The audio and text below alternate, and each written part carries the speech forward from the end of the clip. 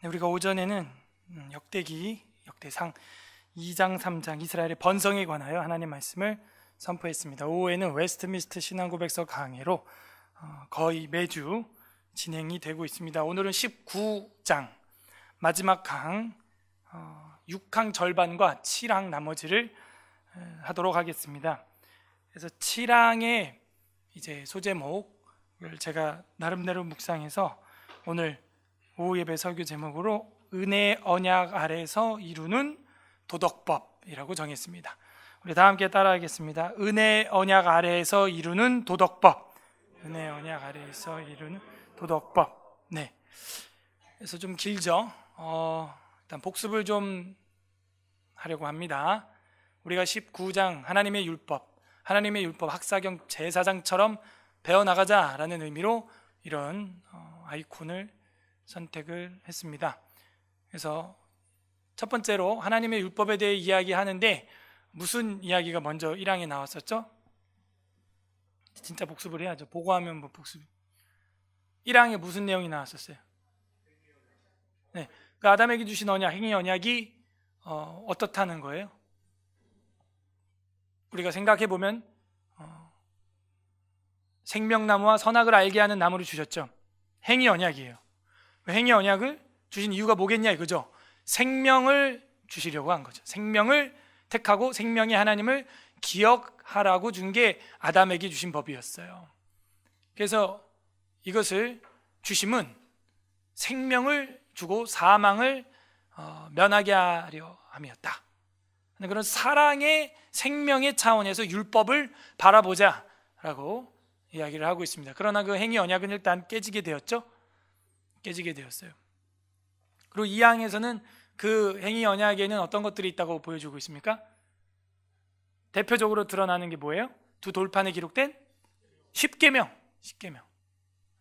그래서 이 10계명이 율법의 엑기스죠. 그 율법의 핵심 아니겠습니까? 그래서 우리 인간된 기초 윤리로서 10계명만 잘 지켜도 사실 우리 인간 사회에 살아가는 데 있어서 크게 큰 사건, 사고, 상처, 살인 이런 것들이 많이 사라질 겁니다. 그리고 이 안식일 개념에 대해서, 안식일 계명에 대해서는 우리가 어떻게 볼 것이냐, 양쪽 다 하나님과 인간에 관한 사랑을 실천하는 그런 중간에 있는 계명으로 우리가 인지를 하게 됐고, 그래서 이걸 우리가 도덕법이라고 이야기를 했어요. 율법에는 웨스트민스터 신앙고백서에서는 3가지로 나누고 있죠. 도덕법, 그 다음 의식법, 사법법, 그렇게 돼 있어요. 다만 우리가 몇 개 좀 업그레이드를 한 부분이 있죠. 예. 의식법에 있어서 몇 가지 우리가 이거는 의식이 아니라 실제로 행해야 한다 하는 게 있었는데 그게 뭐예요? 마이크도 끄고. 예? 의식법이라고 일반 우리 기독인들이 알고 있는 거, 폐한 걸로 알고 있는 건데 우리가 공식에 넣어보고 따져보니까 의식이 아니라 실제로 해야 했었던 종류의 법들이 뭐가 있었죠? 네, 위생, 보건, 관리 그런 거 있었잖아요. 그런 건 우리가 조금 업그레이드를 해야 한다, 그런 이야기를 좀 했습니다. 사법법은 대부분 무슨 법이었어요? 재판법인데 뭐 해주라는 거예요? 상대방한테 보상을 해주라 하는 겁니다. 그래서 우리 이 기독교인들은 늘 타자에게 감사할 줄 알고 드릴 줄 알고, 그리고 타자의 것을 우리가 손상을 입혔을 때는 그것만 100% 갚는 것이 아니라 성경에서 우리가 공부한 것처럼 사항에서 다 봤죠? 뭐 대체로 몇 배 이렇게 갚아주라 그래요? 2배. 그리고 어떤 거는 20% 더 더하여서, 그게 우리의 도덕률이에요. 그래서 그것이 원용되어야 한다 하는 이야기 여기서 계속 봤죠. 여기 원용. 그래서 형평에 맞게, 형평은 이제 균형이죠. 균형에 맞게 그 율법을 가지고 와서 우리 삶에 잘 가지고 와서 적용해라 하는 것입니다. 그게 우리를 정죄하거나 어떤 뭐 그런 기능을 해서 우리를 망하게 하지는 않지만 그것을 잘 원용해라. 그 다음에 우리가 5항에서 공부했던 것은 그럼에도 불구하고 이 대부분의 법들은 구속력이 없죠, 우리한테 지금 현재. 왜냐하면 이스라엘 국가의 제사 제도 이런 것들이 다 이제 종료되면서 우리한테는 이제 관계가 없습니다. 사실은 그걸 잘 지킨다고 뭐 구원받는 것도 아니고 못 지킨다고 해서 그것이 우리를 정죄하는 것도 아니에요. 사실은 왜요? 이제 저랑 여러분은 어디 있기 때문에 은혜 언약, 은혜 아래 있기 때문에 우리한테 뭐 어떤 그런 게 없어요. 그러나 지금 그 얘기죠. 도덕법이 불신자들뿐만 아니라 신자들한테도 다 모든 사람에게 필요한데 영원한 어떤 구속력이나 그런 건 없다. 그러나 우리가 그를 지키는 이유는 창조주의 권위 때문에 그 도덕법의 영속성이 우리한테 지금도 적용되고 있고, 특히 이 율법 중에 도덕법은 그리스도께서 어떻게 했어요? 더 강화하셨다. 그래서 율법의 여러 가지 줄 중에서 모형으로 하던 건 폐하졌지만 실제로 하던 것은 더 실제로 더 강화된 것도 있다. 우리는 이렇게 간단하게 정리를 했습니다. 그리고 6항을 지난주 보다가 지금 이만큼이 다가 아니에요. 이 뒤에 이만큼이 더 있어요. 여러분 책에 보면 중간에 관련 관주가 달려 있죠. 예. 그래서 그 이하에 더 있는데 그걸 사람들이 놓치더라고요, 보니까. 그래서 우리 태병재님이 이거를요 1장부터 33장까지인가? 이거를 전부 이렇게 만들었어요. 예. 이거 녹화돼서 나가면 안 되는데 또 막 자료 달라고 자꾸 연락이 와서, 그러니까 우리 성도들끼리만 공유하려고 페이지를 하나 만들었습니다. 이걸 다 워드로 프로그램을 만들어 가지고 검색만 딱 하면 그냥 딱 다 나오게 해놨어요. 예. 별로 안 놀라시는데 그 관련 구절 같은 거 있죠. 그 관련 구절도 성경 구절 밑에 다 이렇게 달아놨어요. 다 쭉. 별로 안 놀라시는데, 예. 공유 안 할랍니다. 그냥 저만 볼래요. 너무 편해서. 이 워드도 거기서 지금 다 긁어온 거예요. 다 워딩이 다 돼 있어요. 지금 텍스트로 끝장까지 관련 성경 구절 전부 다 하고 다.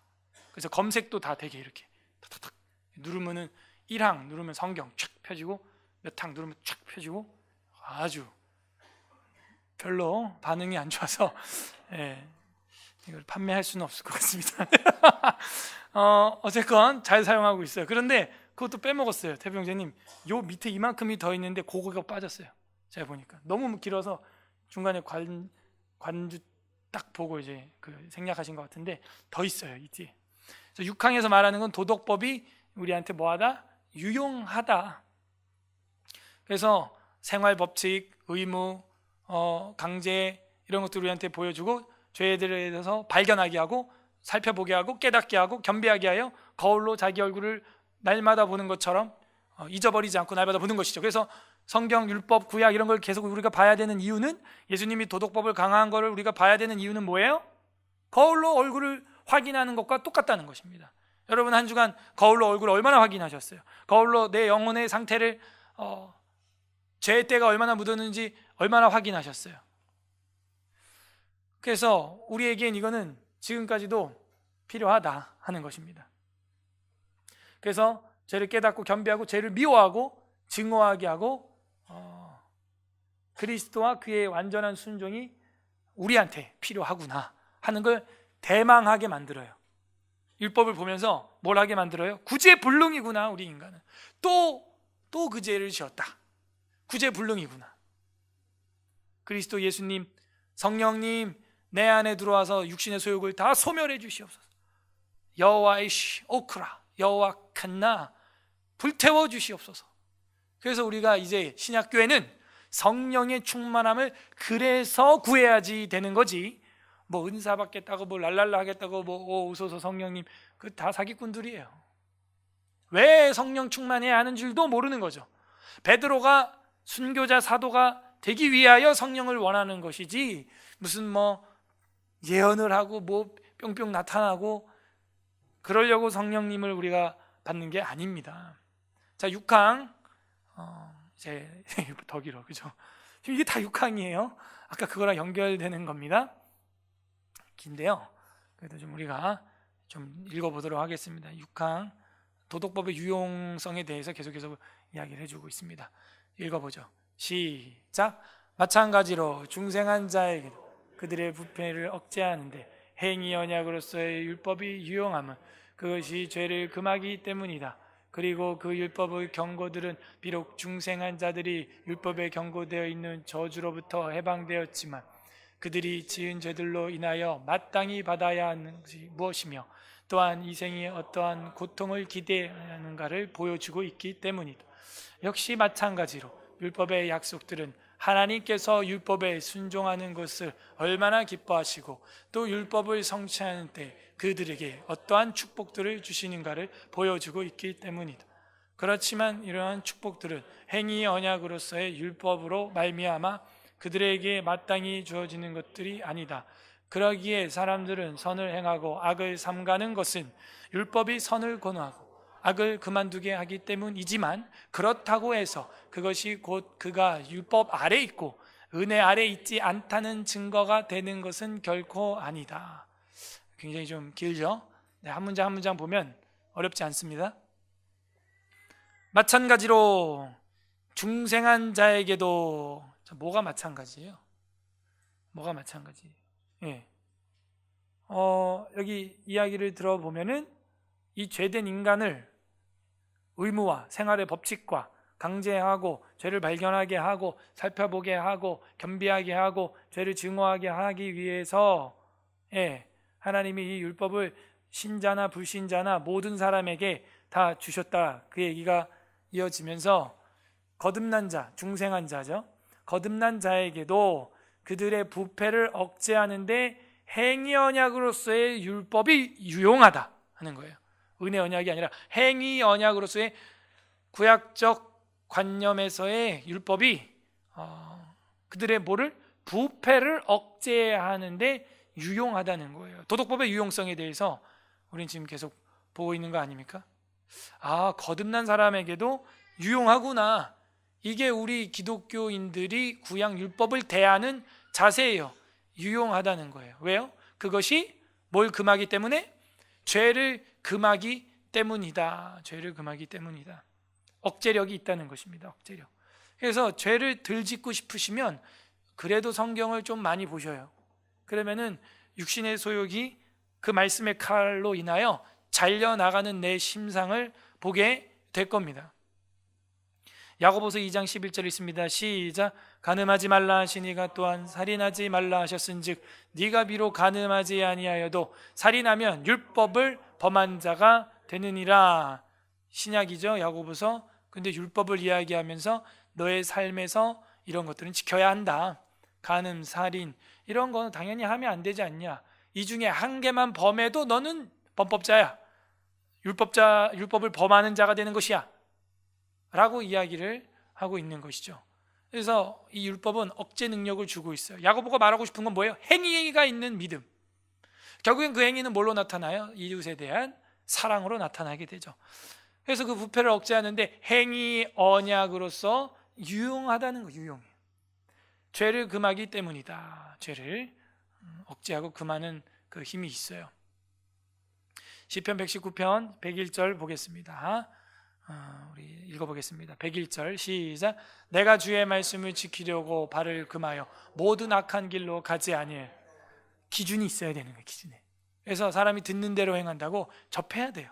계속 나와서 들어야 돼요. 그래야 마음속에 그 기준이 딱 생겨요. 그래서 은연중에라도 악을 범하는 게 아니라 은연중에라도 말씀을 지켜버리고 이런 게 나타나야죠. 주의 말씀을 지키려고 내 발을 딱 멈췄다는 거예요. 이거 안 돼 하고 딱 멈출 줄 알아야 돼요. 104절 있습니다. 시작. 주의 법도들로 말미암아 내가 명철하게 되었으므로 모든 거짓 행위를 미워하는. 이제 총기가 돌아와서 삶이 분별이 되는 거예요. 주의 법도로 말미암아 명철이 와가지고요, 참 행위와 거짓 행위를 분별할 수 있게 되었다는 거죠. 이게 기독교인으로서 해야 할 짓인지 하지 말아야 할 일인지 분별이 돼야죠. 분별이. 우리가 죄에 빠지고 넘어지는 이유가 뭐예요? 분별을 못하기 때문이죠. 분별을. 자기는 그 죄가 맞다고 판단을 해버리는 거예요. 그래서 그걸 저지르는 거죠. 128절 시작. 그러므로 내가 범사의 모든 주의 법도들을 바르게 여기고 모든 거짓 행위를 미워하나이다. 거짓 행위를 미워하나이다. 그러니까 여러분이 거짓 행위를 미워하고 멀리하고 육신의 소욕을 몰아내고 싶으면요, 다른 길이 없어요. 범사의 주의 법도들을 바르게 여기고 하나님의 말씀이라면 벌벌벌 떨면서 들어야 되는 거예요. 들어야 돼. 농부가 누구를 좋아하겠어요? 명령을 하는 대로 일하는 품삯꾼들, 종들을 제일 좋아하는 거예요. 이렇게 해라 그랬는데 지 하고 싶은 대로 저렇게 땅을 파버리고 말이죠. 다시는 안 쓰죠. 그런 종은요. 그런 싹꾼들 안 씁니다. 그래서 우리도 하나님 앞에 정말 눈에 탁 띄고 싶으면 오전에 우리가 보는 것처럼 계보 순서와 상관없이 내 믿음을 보이면 되는 것입니다. 그러면 둘째든 셋째든 막내든 상관없어요. 하나님은 그 사람 탁 발탁해서 쓰는 겁니다. 그 사람을 사용하는 거예요. 그래서 죄를 금하기 때문에 우리는 계속해서 율법을 봐야 합니다. 그리고 그 율법의 경고들은 비록 거듭난 사람들, 구원받은 사람들이 율법에 경고되어 있는 저주로부터 해방되었지만 그 경고들이 우리로 하여금 죄값이 무엇인지를 깨닫게 해준다는 거예요. 지은 죄들로 인하여 마땅히 받아야 할 게 무엇인지 알려준다는 거예요. 그죠? 우리는 죄와 사망의 권세에서 해방됐죠. 예수님 믿음으로 말미암아. 그러나 그 율법을 계속 보면 경고를 많이 보게 되는데 그 경고로 인해서 죄값이 얼마나 무서운지를 계속 인지하게 돼서 그 죄에 안 빠진다는 것입니다. 안 빠져요. 이걸 쉬운 말로 하면 경건훈련이라고 하는 것이죠. 계속 성경 보면서 자신을 점검하고 그 죄에 빠지지 않기 위하여 경고를 내 경고처럼, 아갈에게 내려진 경고를 내게 내려진 경고처럼 받아들이고 내가 꽁장름 된 매여 목적이 선인데 방법은 악하게 하는 건 없는가 계속 점검하게 하는 것이죠. 경고들을 우린 받아들여야 됩니다. 에스라 9장 13절 14절 2절 합독합니다. 시작. 우리의 악한 행실과 큰 죄로 말미암아 이 모든 일을 당하였사오나 우리 하나님이 우리 죄악보다 형벌을 가볍게 하시고 이만큼 백성을 남겨주셨사오니 우리가 어찌 다시 주의 계명을 거역하고 이 가증한 백성들과 통혼하오리까. 그리하면 주께서 어찌 우리를 멸하시고 남아 피할 자가 없도록 진노하지. 네, 지금 이제 에스라가 기도하는 것이죠. 우리의 행위가 아주 큰 죄다. 큰 죄다. 죄악보다 형벌을 가볍게 해주셔서 그나마 이 찌끄레기가 남아있다. 우리 백성들이. 그러니까 이 에스라는 성경을 보면서 깨닫는 게 뭐예요? 참 우리 죄가 너무 크다. 어찌 다시 주의 계명을 거역하고 가증한 백성과 통혼할 수 있습니까? 근데 이미 통혼해버렸죠. 그래서 지금 어처구니가 없어서 울고 지금 회개하고 있는 거예요. 주께서 어찌하여 우리를 멸하시고 남아 피할 자가 없도록 진노하지 아니하시겠습니까? 이 정도면 주님이 우리 싹 멸해도 할 말 없습니다. 그 얘기예요. 저랑 여러분은 이미 숨 쉬면서 짓고 눈 뜨고 말로 생각으로 하고 있는 죄만도 이미 죽기에 충분합니다. 저랑 여러분이 지금 숨 쉬고 살아있는 게 기적이에요. 기적. 그죠? 감사가 막 터져 나와야 돼요. 화장실을 2발로 걸어갔다 나왔다. 기적이에요. 기적. 병원에 가봐요. 자기 손으로 힘으로 용변을 보지 못하고 처리 못하는 사람이 얼마나 많습니까? 누워서 일어나지 못하는 사람들이 얼마나 많아요. 걸어다니고 계단을 탁탁 올라가고 그건 정말 감사 덩어리예요. 감사 덩어리들. 오후 예배까지 예배할 수 있는 체력을 주시고 힘을 주시고 감사한 거죠. 감사한 거죠. 누군 드리고 싶어도 힘이 없어 귀가하셨답니다.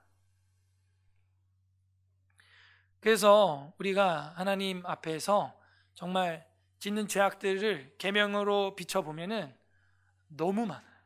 너무 많아요. 생각과 마음으로 지는 것도 많고요. 생각부터 우린 조심해야 될 텐데 그 생각부터 브레이크를 걸질 않으니 저질러지고 후회하는 거예요. 맨날. 그래서 율법이 결국엔 에스라 학자로 하여금 자신들의 그 영적인 건강 상태를 검진하게 만들었어요. 경고를 받아들여야 되는 거예요. 경고를. 그 경고들이 비록 거듭난 사람들에게는 어떤 율법에 경고되어 있는 그 저주가 막 지금 바로 임한다든지 그러진 않지만 우리로 하여금 그 죄로 인해서 어떻게 살아야 하는지 경성하게 한다는 거예요. 그래도 여기서 잊지 말 것은 율법을 범해도 율법에 나와 있는 대로 우리가 형벌을 바로바로 받는 건 아니구나. 맞아요. 그렇지는 않아요. 그렇지만 하나님이 어떤 방법으로 또 우리의 인생의 사람의 막대기와 인생의 채찍을 가할지 몰라요. 그리고 그게 중요한 게 아니에요. 마지막 날엔 다 죽어요. 우리가 다 죽으면은 하나님 앞에 투명하게 서버린다는 거예요. 하나님 앞에 투명하게 있는 그대로. 그때는요 핑계치 못합니다. 우리의 입으로 말한 욕들을, 범죄를, 분노를, 죄들을 직고하게 돼 있어요. 그들이 지은 죄들로 인하여서 마땅히 받아야 하는 것이 무엇인지 보여주고 있습니다. 또한 예컨대 이런 거예요. 우리가 예배를 방해한다고 해서 나답과 아비후처럼 불에 타서 요절해 죽지 않습니다만 뭐가 되는 거예요? 그 지은 죄들로 인해서 얼만큼의 벌을 받아야 하는지 경고는 해준다는 거예요. 죽을 죄다. 아나니아 삽비라처럼 우리가 지금 오늘 밭 팔아서 헌금 다 하겠다고 해놓고 중간에 변경한 것이 오늘날 우리한테 요절하는 즉흥 심판으로 임하지는, 직결 심판으로 임하지는 않지만 하나님 앞에서 이게 얼만큼의 큰 죄인지를 성경은 경고하고 있다는 것이죠. 그리고 마지막 날에 그 문책을 받을 것입니다. 또한 이 생에서 this life, 이 생, 지금 우리 살아가는 이 생에서 어떠한 고통들을 기대해야 하는가를 보여주고 있기 때문이다. 그러니까 이 땅에서도 그 율법을 우리가 어김으로 인해서 오는 고통들이 있어요. 뭐 구치소에 들어갈 것이고, 그죠? 관계가 깨질 것이고, 가정이 파괴될 것이고. 십계명 어겨봐요. 뭐 제대로 될 일이 없습니다. 집안이.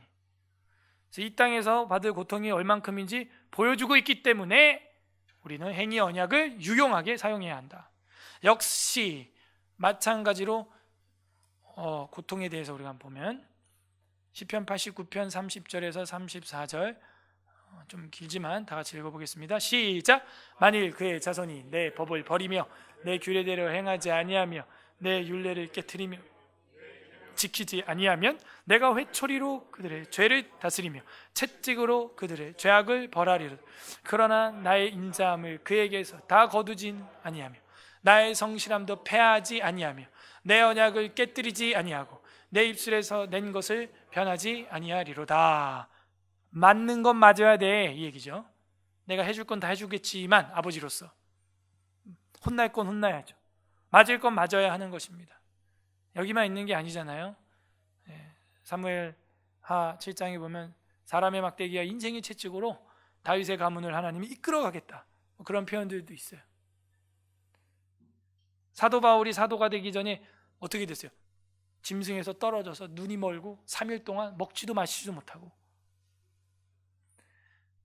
죄를 그렇게 저지르며 그리스도를 핍박할 때 자기가 감당해야 될 벌이 얼마나 큰지 우리로 하여금 측정하게 합니다. 고통들을 기대해야 하는가를 보여주고 있어요. 역시 마찬가지로 율법의 약속들은 하나님께서 율법에 순종하는 이제 반대 이야기를 해주고 있습니다. 지키면 어떻게 되느냐? 순종하는 것을 얼마나 기뻐하시는가.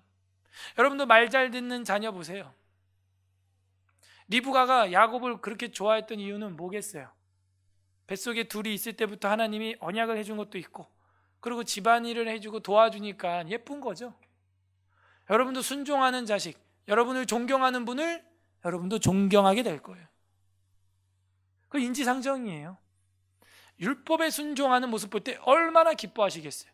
목회자의 기쁨은 다른 게 아닙니다. 하나님 말씀을 배운 대로 여러분 삶에 실천하고 가르치고 자녀를 낳고 또 가르치고, 그것이 가장 기쁜 일입니다. 레위기 26장 1절에서 14절을 보게 되면 제가 읽어볼게요. 너희는 자기를 위하여 우상을 만들지 말지니 조각한 것이나 주상을 세우지 말며 너희 땅에 조각한 석상을 세우고 그에게 경배하지 말라. 나는 너희 하나님 여호와니. 스탠딩 스톤 이런 게 뭐냐면 우리 그 워싱턴, 그리고 저기 어디예요?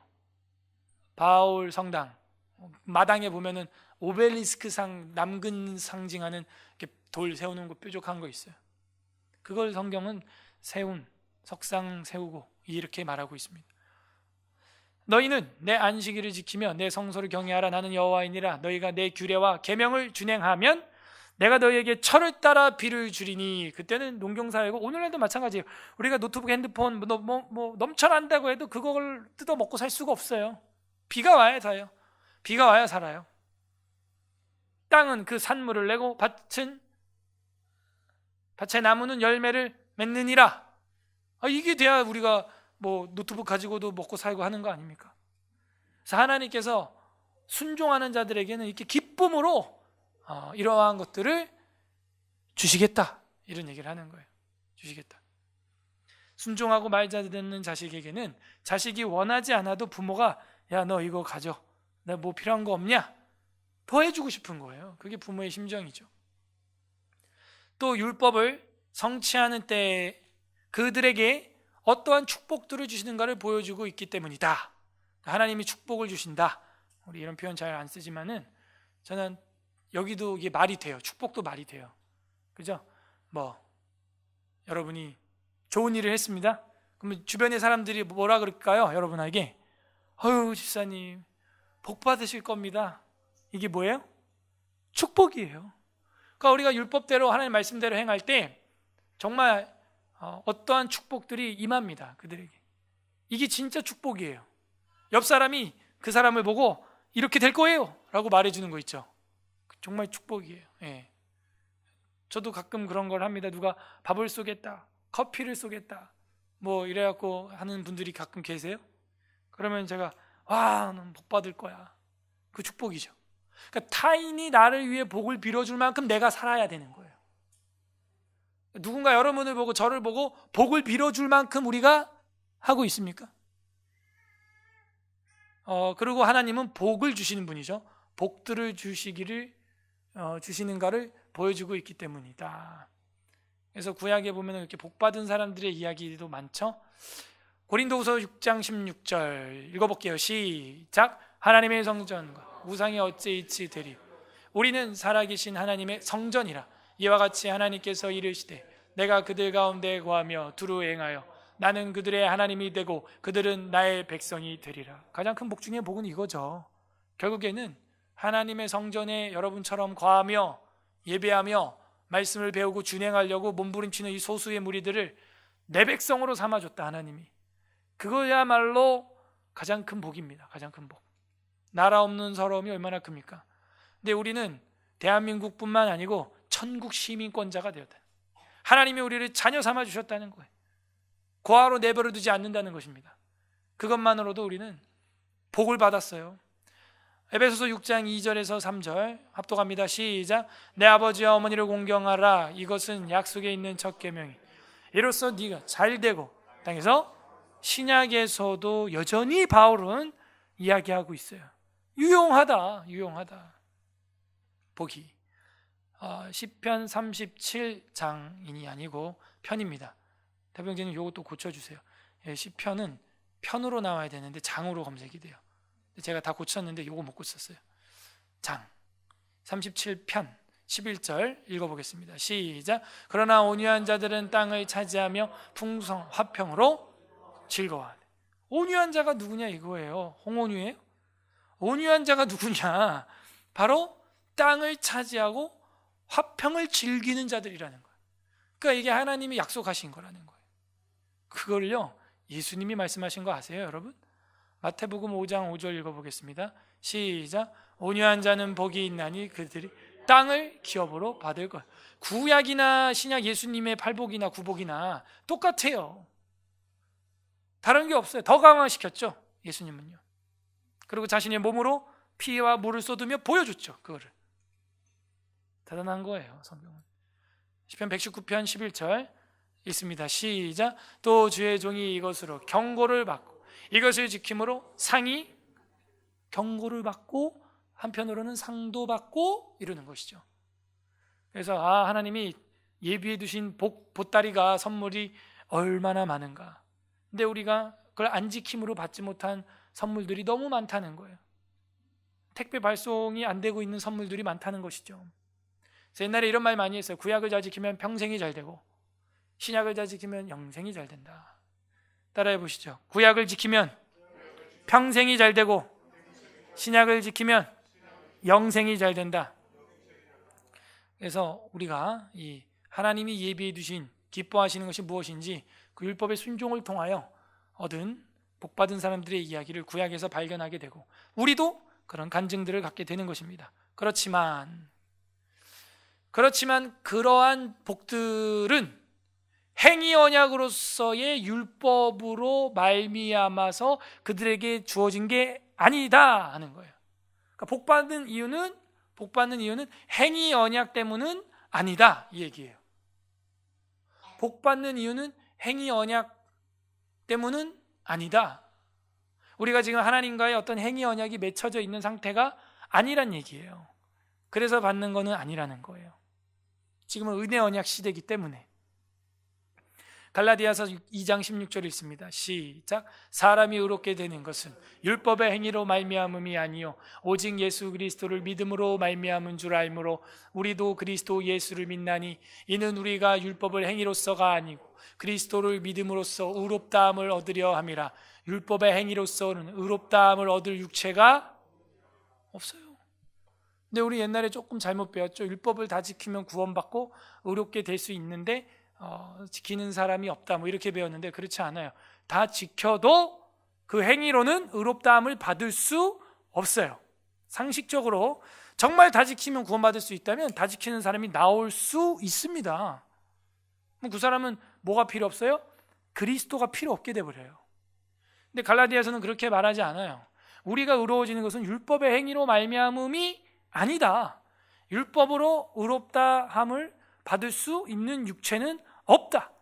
오직 예수 그리스도를 믿음으로 가능하다. 그래서 이런 것들을 우리가 제대로 배워야 됩니다.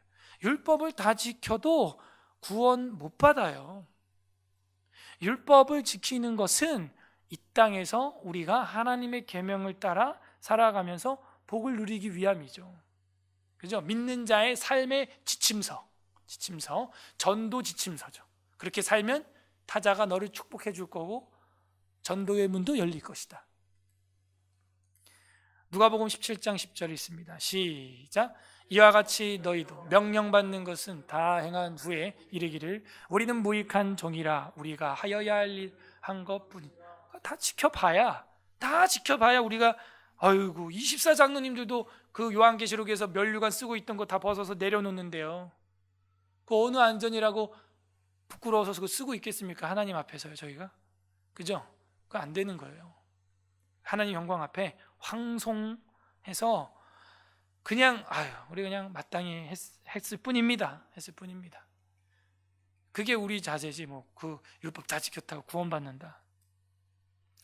그런 개념을 누가 만들었는데 성경 해석은 저는 신약을 제가 볼 때 그런 걸 지지하는 성경 구절은 없어요. 그러기에 사람이 선을 행하고 악을 삼가하는 것은 율법이 선을 권고하기 때문이죠. 악을 그만두라고 하기 때문입니다. 악을 그만두라는 율법의 말씀들이 있나요? 많죠. 로마서 6장 12절 시작. 그러므로 너희는 죄가 너희 죽은 몸을 지배하지 못하게 하여 몸의 사욕에 순종하지 말고. 그죠? 그래서 육신의 소욕을 따르지 말아라 하는 이야기를 합니다. 베드로전서 3장 8절에서 12절입니다. 저랑 교독해 볼까요? 제가 8절 제가 먼저 읽어볼게요. 8절. 마지막으로 말하노니 너희가 다 마음을 같이하여 동정하며 형제 사랑하며 불쌍히 여기며 겸손하며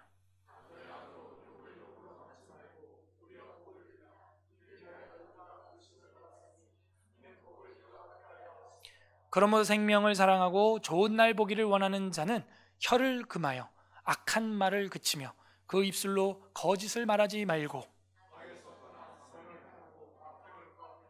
다 같이.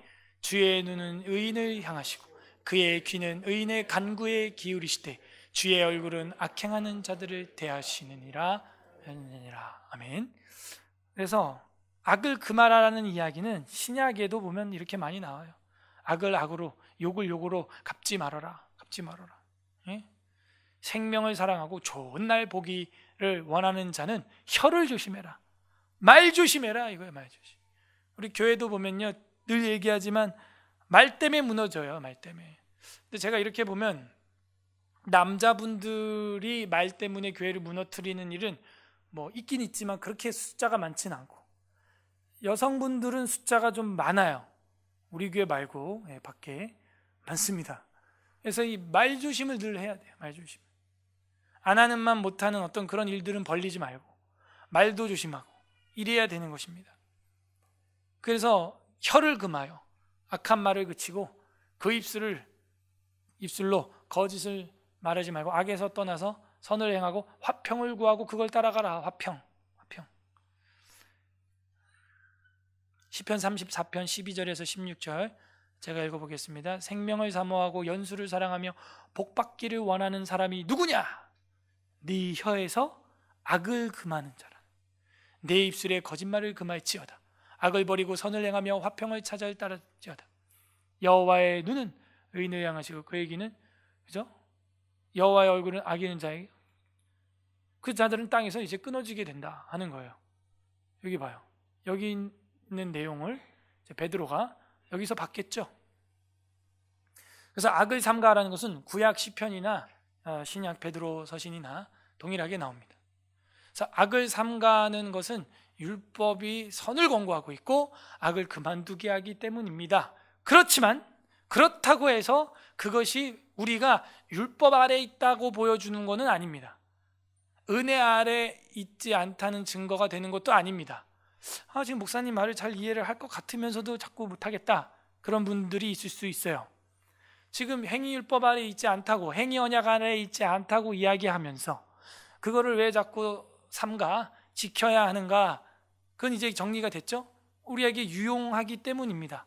그리고 그걸 지킨다고 구원받는 것도 아니고 그것 때문에 우리가 이 땅에서 바로바로 그 율법대로 교회에서 여러분을 책망하거나 때리거나 뭐 이러지 않아요. 그런데 그걸 왜 해야 하는가? 유용하기 때문이라는 거예요. 그리고 그리스도께서도 그걸 폐하지 않았고 계속해서 지지하는 말씀들을 신약에서도 연속성으로 이야기를 하신다는 거죠. 그리고 우리의 구원은 그 율법의 지킴이 아니고 그리스도를 믿음으로써, 오직 예수 그리스도를 믿음으로 말미암아 우리가 의롭다함을 받게 된다는 것입니다. 그럼 여기서 문제가 나와요. 그럼 어떻게 우리가 그 율법을, 이 예수 그리스도를 믿음으로 말미암아 의롭게 된 우리가 잘 지킬 수 있을까라고 하는 이제 이 두 개의 갭, 두 개의 간격을 어떻게 연결시킬 것인가, 그 문제로 지금 논리는 흘러가고 있습니다. 율법 아래 있는 것은 우리가 아니에요. 은혜 아래 있습니다. 은혜 언약 시대예요. 행위 언약이 아닙니다. 그럼 우리가 이거 어떻게 접목을 시킬 것이냐? 로마서 6장 14절 오늘 본문이네요. 합독합니다. 시작. 제가 너희를 주장하지 못하리니 이는 너희가 은혜 아래 있습니다. 우리는. 그럼 도대체 바울이 말하고 싶은 게 뭘까요? 율법도 선하고 신령하다고 말하면서, 그렇다고 율법으로는 구원 못 받는다고 말하면서, 그리스도 예수만을 통하여 의롭다함을 받는다고 말하면서, 또 너희는 율법 아래 있는 게 아니고, 그죠? 법 아래 있지 아니하고 은혜 아래 있다고 말하고. 자, 이게 요거에 대한 답변은 7항에서 주고 있어요. 사실은 7항에서 주고 있습니다. 어쨌든 율법 아래 있지 않는다까지만 여러분이 인지를 해도 6항은 이제 끝난 거예요. 자, 그럼 이제 7항 넘어가 보겠습니다. 7항의 소제목은 도덕법과 복음의 은혜. 오늘 제가 설교 제목으로는 은혜 언약 아래에서 이루는 도덕법. 힌트가 지금 나가고 있죠? 힌트가 나가고 있죠. 우리는 율법 아래 있지 않는데 율법을 어떻게 이룰 수 있는가? 어떻게 그걸 우리가 지켜낼 수 있는가? 그거를 이제 이야기해 주면서 이 대망의 19장이 끝나게 됩니다. 다 같이 읽어보겠습니다. 시작. 앞서 언급한 율법의 용도는 복음의 은혜와 상충되는 것이 아니라 오히려 잘 조화된다. 그리스도의 영은 인간의 의지를 억제하고 율법 안에 계시되어 있는 하나님의 뜻을 이루는 데 필요한 일을 자유롭고 기쁜 마음으로 행할 수 있게. 어느 정도 답변이 됐나요? 지금 7항에서 우리 믿음의 선배님들이 뭐라고 써주고 있는 거예요? 어떻게 그 율법의 그 뜻을 우리가 이룰 수 있는가? 이룰 수 있는가? 제가 아까도 얘기했지만 다른 길은 없고 오직 그리스도의 영으로 가능하다는. 그래서 지난주 계속 말씀드리지만 성령 충만, 우리는 이것을 갈망해야 돼요. 우리 교회에서는 이제 성령 충만에 대해서 이렇게 강조해도 되는 시기가 됐다고 저는 봐요. 왜요? 이제 구약 대하 설교도 끝나가고 신약 대하 설교를 이제 앞두고 있기 때문이에요. 근데 이 말을 제가 자유롭게 하기 위해서 일부러 잘 안 했어요. 7년 동안. 여러분 성령 충만해야 됩니다. 뭐 성령의 은사. 왜? 아직 개념이 없는데요. 기존에서 배웠던 그런 성령의 은사 막 랄랄라 하면 쓰러지고 자빠지고, 뭐 성령의 충만 그러면은 뭐 예언을 해야 되고 뭐 이런 식으로 자꾸 인식을, 성령의 역사를 인지하니까 얘기를 아예 안 하죠. 근데 지금까지 우리가 성경을 착실하게 배워오고 교리를 19장까지 왔으면 이제 이 이야기를 조금씩 또 많이 해야 됩니다. 왜요? 결국에는 예수님께서 승천하시면서 자신을 부인했던 베드로와 함께했던 제자들이 변화될 수 있는 길은 내가 너희에게 줄 파라클레이토스, 보혜사, 성령을 받아야 한다 이거예요. 저랑 여러분이 변하지 않는 것은 성령이 충만하지 않기 때문이에요. 간단한 겁니다. 성령 충만하려면 어떻게 해야 돼요? 마가의 그 2층 집에 모여 있었던 제자들처럼 베드로가 하는 게 뭐예요? 성경 전파하고 같이 모여서 연약함은, 두려움은 기도하고, 수요일은 기도하고, 주일은 말씀 듣고, 이 조화를 이루어야 됩니다. 그래야 성령이 여러분 안에 충만해지는 거예요. 하나님, 우린 연약합니다. 도와주옵소서. 앞서 언급한 율법의 용도는 복음의 은혜와 상충되는 게 아닙니다. 복음 안에서 한 번에 다 이루어지는 거예요. 이게. 내 삶은 왜 이럴까요? 복음이 안 들어간 거죠. 말씀이 강력하게 선포되니까 핸드폰이 터지고 우리 안에 은혜가 터져야 되는데 율법의 용도는 상충되지 않아요. 은혜와 상충되지 않습니다. 은혜와 복음 안에서 다 이루어지는 거예요. 갈라디아서 3장, 이거 굉장히 중요합니다. 이거 별표 3,000개짜리예요. 오늘 안 온 분들은 이거 하나 모름으로 손에 막심입니다. 이 구절. 갈라디아서 3장 21절 합독합니다. 시작. 그러면 율법이 하나님의 약속들과 반대되는 것이냐? 결코 그럴 수 없느니라. 만일 능히 살게 하는 율법을 주셨더라면 의가 반드시 율법으로 말미암았으리라. 무슨 말이에요? 너희한테 살 율법을 줬다면 메시아가 올 필요가 없지. 그냥 율법으로 말미암아 너희에게 의가 주어지면 땡이지. 율법이 하나님의 약속들과 반대되는 것이냐? 그럴 수 없다. 그 율법은 결국에는 그 율법으로서 너희의 의를 이루려는 게 아니라 그 율법은 결국에는 그리스도 예수, 그 메시아의 이야기로 너희를 인도해 가기 위해서 율법을 주셨기 때문에 상충되는 게 아니라 그 율법과 그리스도는 한 통이다. 한 통. 연결되는 거다. 연결. 이렇게. 만약에 율법이 다 지켜져서 구원받는 사람이 있을 것 같으면, 만일 능히 살게 하는 율법을 너희에게 줬다면 의가 반드시 율법에서 나와야지. 율법으로 말미암아 그런 일은 없다는 거예요. 그래서 우리가 반대되는 것이 아니라 그 안에서 이루어지는 것이다 하는 것입니다. 그래서 계속해서 디도서 2장 11절에서 14절 우리 저랑 교독하겠습니다. 모든 사람에게 구원을 주시는 하나님의 은혜가 나타나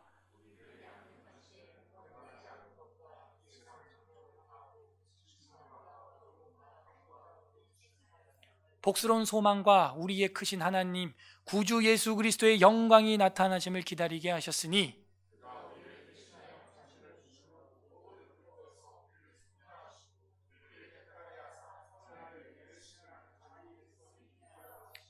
그죠? 그래서 상충되는 것이 아니라 자신의 백성을 삼아서 그 율법을 이제는 이루어 가시는데, 그게 어떻게 조화를 이룬다는 건 알겠지만, 그럼 율법과 복음이, 은혜가 조화를 이룬다는 건 알겠는데 어떻게 가능한가? 그것은 그리스도의 영, 성령으로 그것은 가능하다. 에스겔 36장 27절이 있습니다. 시작. 또 내 영을 너희 속에 두어 너희로 내 율례를 행하게 하리니 너희가 내 규례를 지켜 행할지라. 그래서 이제는 구약이에요. 이미 계속 선지자들을 통하여 예언했어요. 이제는 돌에 새기지 않고 마음에 새길 거다. 이제는 내 영을 너희 속에 둘 거다. 그 새 언약이에요. 새 언약, 신약. 그래서 이제는 우리 안에 그 성령의 능력으로 말미암아 술도 끊고 마약도 끊고 담배도 끊고 안 좋은 거 끊고 하나님의 영으로 말미암아 그게 가능해지는 것이지, 어떤 이런 그냥 율법의 행위로 하려고 그러면 안 된다는 거예요. 그러니까 뭐예요? 율법의 행위로 하려고 자꾸 하니까 부딪히죠. 연약해지죠. 그래서 우리가 뭐예요? 기도하는 거예요. 하나님 도와주세요. 안 됩니다. 되는 데까지만 되고 안 되는 건 절대 안 됩니다. 도와주시옵소서. 기도해야 되는 거예요. 기도. 예. 그래서 하나님의 영으로 꽉꽉 채워야 됩니다. 건드리면 성령, 건드리면 말씀. 물컵에 물이 충만한 것처럼. 충만에 대해서는 저번에 이야기를 많이 했으니까 오늘은 생략하겠습니다. 그래서 내 영을 너희 속에다가 넣어가지고 율례를 행하게 하겠다. 이제 율례를. 그럼 우리 할 거 아무것도 없네요. 그게 아니에요.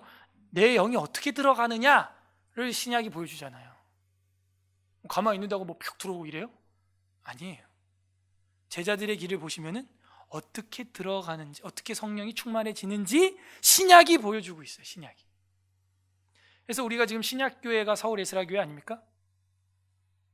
그래서 우리는 이제 그걸 사모해야 돼요. 갈망해야 돼요. 신약 대하설교를 벼르고 있는 거죠. 특히 이제 교회론 사도행전 이런 거는 정말 이 교회에 나오는 우리들한테는 정말 뜨거운 책인 거예요. 그래서 그 영이 들어가면 어떻게 돼요? 자동 억제. 네. 자동 억제가 된다. 자동 억제. 예레미야 31장 33절 합독합니다. 시작. 그러나 그날 후에 내가 이스라엘 집과 맺은 언약은 이러한 곧 내가 나의 법을 그들의 속에 두며 그들의 마음에 기록하여 나는 그들의 하나님이 되고 그들은 내 백성이 될 것이라. 여호와의 말씀이니라. 아멘. 마음에, 속에. 새 언약이죠. 새 언약. 구약에서 에스겔, 예레미야 이런 데서 계속해서 이제 하나님의 백성은 하나님의 영을 그 속에, 하나님의 법을 그 속에 넣어가지고 지켜버리게 만들어버리겠다는 거예요. 자동 억제 능력이 생기는 것입니다. 그리고 어떻게 해요? 자유롭고 기쁜 마음으로 그 일을 하게 돼요. 누가? 그리스도의 영으로 충만해진 자는 어떻게 한다고요? 죄를, 인간의 육신의 소욕을 억제할 뿐만이 아니고 율법 안에서 계시되어 있는 하나님의 뜻을 이루는데 필요한 일을 자유롭고 기쁘게 한다 이겁니다. 그럼 오늘 답 다 나온 거예요. 어떻게 우리가 행위 언약 아래 있지 않는데 이 율법을 삶에 그런 유용함 때문에 지키긴 해야겠는데 우리 능력이 부족하고, 그리고 이걸 다 지킨다고 해도 구원은 역시 그리스도 예수님을 믿음으로 말미암아 의롭다함을 받는데 이 그리스도도 우리가 믿어야 되고, 이 두 개를 어떻게 한 번에 쉬운 말로 해결할 것인가, 그걸 신앙이 알려주고 있는 거예요. 복음의 은혜가 그걸 해결하게 할 것이라는 거죠. 예수 그리스도를 믿으라. 그래야만 너와 내 집이 구원을 받고 변한다는 거예요. 그래서 성령의 충만함, 이것이 이 모든 두 가지의 요구를 이루게 만들어봐요. 이루게. 너희를 모든 진리 가운데로 인도하시라. 그죠? 너희가 무슨 일을 하든지 성령이 주시는 힘으로 하는 것처럼 하고, 너희가 무슨 말을 하든지 성령이 말하게 하는 것처럼 말해라. 그래서 성령 충만하게 되면은 그 율법을, 유용한 그 율법을 우리가 다 행할 수 있게 됩니다. 그래서 은혜와 상충되지 않아요. 그리고 육신의 의지에 억제력을 발휘하게 됩니다. 근데 그거를 우리가 꾸역꾸역 해 나가는 것이 아니라 자유롭고 기쁜 마음으로 그걸 해 나간다는 거예요. 우리의 이상 아니에요, 이게. 히브리서 8장 10절 합독합니다. 시작. 또 주께서 이르시되 그날 후에 내가 이스라엘 집과 맺은 언약은 이것이니 내 법을 그들의 생각에 두고 그들의 마음에 이것을 기록하리라. 나는 그들의 하나님이 되고 그들은 내게 백성이 되리라. 구약에 아까 있던 말씀을 역시 신약에 가지고 오는 거예요. 이루어졌다는 것이죠. 저와 여러분은 성령 충만합니까? 그렇다면 하나님에 대한 그리스도로 말미암은 속상이 일어났고 율법에 대한 이름이 우리 안에 일어납니다. 자연스럽게 일어나는 거예요. 그게 성령 충만한 사람의 상태를 보여주는 것이죠. 그래서 이 기독교 교리를 제대로 배우지 못한 분들, 성경을 제대로 배우지 못한 분들은 이런 말을 해요. 지금은 신약 시대이기 때문에 주일을 나는 자유해. 자유롭게 내 영의 신앙에 안식을 주신 그리스도의 날을 빠질 수도 있어. 빠져도 돼. 난 율법에서 자유하니까. 이런 말을 하는 사람들은요, 정말 무지한 거예요. 오늘 우리가 이렇게 공부하고 나면 무슨 말이 나와야 돼요? 내가 그리스도 안에 있기 때문에 나는 기쁘고 자유롭게 주일을 지켜. 내가 그리스도의 영으로 성령으로 충만하기 때문에 나는 나의 영혼의 안식일의 이 명절인 주님의 날을 나는 그래서 기쁘게 지켜. 어기는 게 아니라 지킨다고요. 또 그렇게 지키지도 않아요. 난 율법을 이루어야 되기 때문에 주일 오늘 빠지면 안 돼. 뭐 이렇게 지키는 것도 아니에요. 어떻게? 성삼위일체 하나님이 좋아서, 즐거워서, 기뻐서 지키게 되는 상태, 그게 바로 그리스도의 영이 들어가서 신앙생활을 하고 있는 상태인 거예요. 여러분 스스로 점검해 보세요. 특별히 오늘 오후 예배까지 앉아 계신 분들은 그런 분들을 저는 없을 거라고 믿고, 우리 출석률을 뭐 사람 수 제가 그거 가지고 시험 들고 이런 사람도 아니지만, 이게 보면은 한 120명 참여하면 그래도 오후 예배는 한 100명, 90에서 한 100명은 참여를 해야 되는 거거든요. 근데 이제 요 근래에는 오후 4시에 오후 예배 드리는 교회도 없어요. 11시 예배 딱 하고 아무것도 없습니다, 교회가. 그리고 양보해서 하는 게 이제 오후 2시 예배 이런 거, 밥 먹자마자 또 앉아서 예배 드리는 거. 그러니까 그거는 예배를 드리는 게 아니고, 제가 볼 땐 예배를 해치우는 거예요. 그런 예배를 누가 받겠어요? 누가? 여러분, 사랑하는 사람이 좋아서 만나지 오늘 만나야 되니까 만나는 그 의무감 때문에 해치우려고 만납니까? 그거 아니잖아요.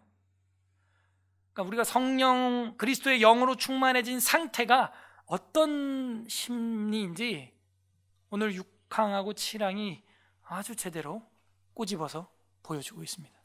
우리는 다 기쁜 마음으로 이 자리에 앉아 있는 줄로 저는 믿습니다. 자유롭고 기쁜 마음으로 행할 수 있게 해준다예요. 할 수 있다가 아닙니다. 우리가 뭘 해요, 하기는. 이미 살아 숨쉬는 것 자체만으로도 아담의 후손으로 죽기 충분해요. 하는 것마다 하나님 앞에 누만 안 끼쳐도 다행입니다, 진짜. 이 도덕법을요, 복음의 은혜로 말미암아 이루어버려야 해요. 그래서 오늘 제가 설교 제목을 은혜 아래에서 이루는 도덕법이라는 거예요. 그 은혜, 성령의 은혜 아래에 잠겨야 이 도덕법이 이루어진다는 것이죠. 그러니까 참 저 세상 사람들이 아무런 신인식도 없이 무슨 법을 제정하고 헌법을 만들고 정치를 다 웃긴 짓이에요. 그게. 전부 허점이 있고, 여러분도 그렇죠. 좋아서 뽑았는데 시간 갈수록 이건 아닌 것 같은데 이런 느낌이 막 와요. 처음엔 좋아서 찍고 뽑고 막 했는데 갈수록 이건 좀, 왜요? 그게 은혜 언약 아래에서 도덕법을 이뤄가야 되는데 그 영이 없어요. 그리스도의 영이 없어요, 지금.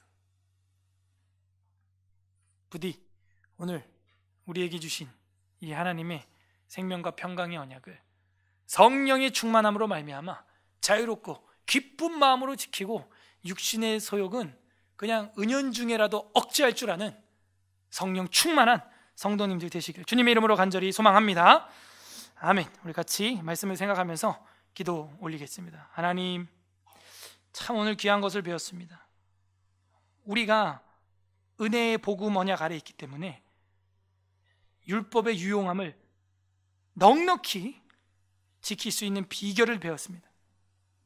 하지만 저희는 성령님이 주시는 조명하심의 마음속의 소원을 따르지 못할 때가 너무 많았고, 육신의 소욕을 따라 죄를 억제하지 못했던 적이 너무 많습니다. 내 힘으로, 사람들의 조언으로, 세상의 인간의 방법으로 애쓰고 노력하려고 했던 우리의 모습 하나님 용서하여 주옵소서. 계속 반복되는 우리의 이 더러운 죄악을 저도 또 범하기 싫습니다. 도려내 주시옵소서.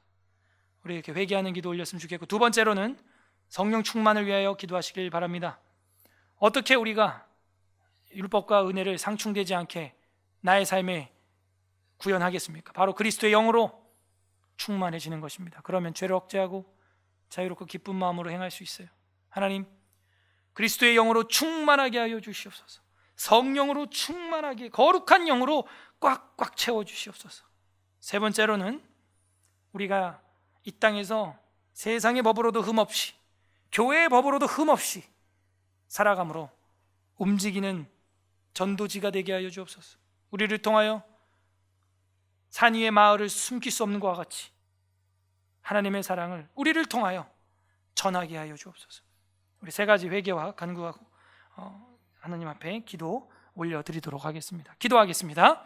하나님 감사드립니다. 오늘도 말씀으로 저희를 지도해 주시니 감사드립니다. 우리의 육신의 소욕이 얼마나 크고 반복되는 죄악 속에서 고뇌하고 고통하고 있는 우리의 스스로의 모습을 주님 자백